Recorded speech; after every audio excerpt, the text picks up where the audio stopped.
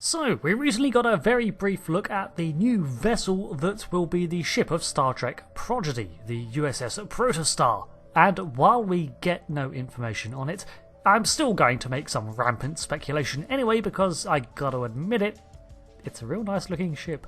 First off, from the design it looks to be from the era of ships post-Borg or in response to the Dominion War. This is when we saw designs like the Sovereign and Akira crop up, sleeker profiles and more refined in space than the ostentatious Galaxy classes or clunky Excelsiors. So, presuming nothing has changed, the setting for the show takes place in 2383, as mentioned by Dan Hageman, and is set in the Delta Quadrant. We also know that there is a holographic training program in the form of Captain Catherine Janeway, that dates the construction of the Protostar as sometime post Voyager's return to the Alpha Quadrant, 2378. Now in some books, Janeway was a captain in rank before Voyager, but considering we don't see the implementation of holographic crew really before the launch of Voyager, I doubt this holo program is based on an early Janeway. So this ship's construction was likely sometime between 2378 and 2383, and we can tell more from the registry. For a start, it's an NX registry, which indicates the prototype for its class, such as the Defiant or the Prometheus. Additionally, these vessels were the namesake for their class of vessel, suggesting that the USS Protostar would be a Protostar class starship. Registry NX-76884. It also shows us that it's from around the same time as the Intrepid lineage of starships, or just after, although judging a vessel by its license plate alone is iffy.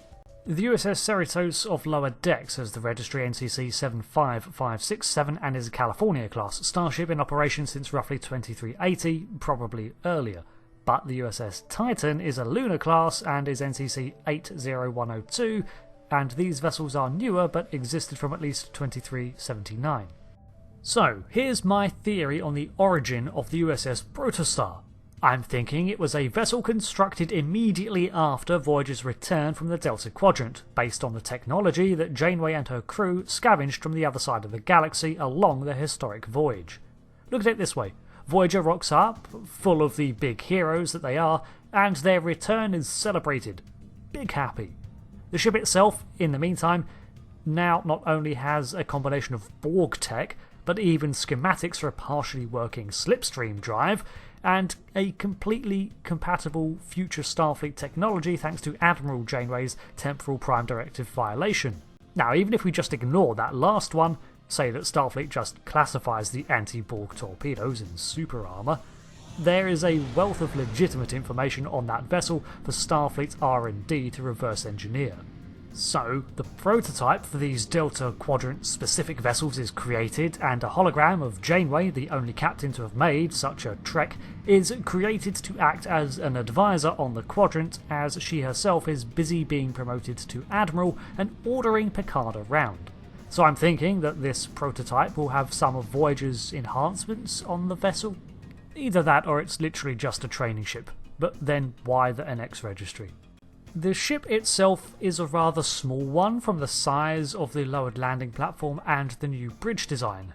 Looking at the bridge dome, of course the first thing I see is that it's all transparent, or one way anyway.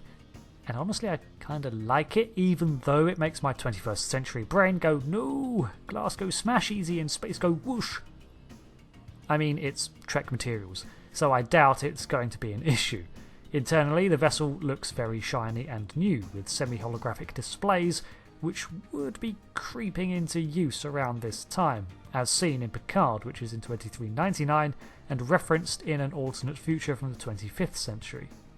It's still LCARS, but mostly blue, which has been a hallmark of Lower Decks too, and the layout seems to resemble Starfleet standard. I don't see any phaser strips, so perhaps it just wasn't a focus for the mission profile, or they are recessed like the Defiant's pulse cannons. The nacelles are chonk, and the whole thing has a low profile. This means little in space, but Star Trek vessels travel at warp by creating subspace bubbles, and the less efficient the bubble, the more subspace drag it creates, limiting velocity. In Apocrypha, this was the reason for Starfleet beginning to slim down their vessels. See my video on variable warp geometry for more, but it's basically reduced the environmental damage to subspace that warp could do. In short, this ship looks like it's made for speed, as if one of the principal designers was Tom Paris. So I'm hoping it's a Slipstream Drive vessel. That would be awesome, and it does remind me of the Dauntless, even though that was a fake vessel. The last thing that I want to mention is that apparently this series will take place in the Delta Quadrant, but it must have a lot of ties to the Alpha because we have several crew members local to the Alpha Quadrant lore. Roktuk is a Picarian, an Alpha Quadrant race from the books, such as the Excalibur series. Zero is a Medusan, Jankom is a Tellarite, Anguin is a new species, Val Na'akat, who speaks several languages including Klingonese. So if we start in the Alpha Quadrant and end up in the Delta within the lifetime of one crew, it's going to involve rapid travel from either the Borg transwarp conduits or a quantum slipstream drive equivalent. So there we have my predictions for Star Trek Prodigy, or more specifically the nature of the USS Protostar NX-76884.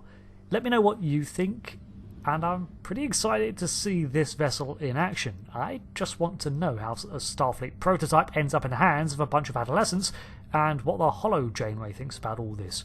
Surely she'd be programmed to return Starfleet property if she can. Although Kate Mulgrew did describe the vessel as defunct, so maybe it is busted. Thanks for watching this speculative video, and I hope to see you next time, and I'll see you later. That's the same thing. I'm tired. Goodbye.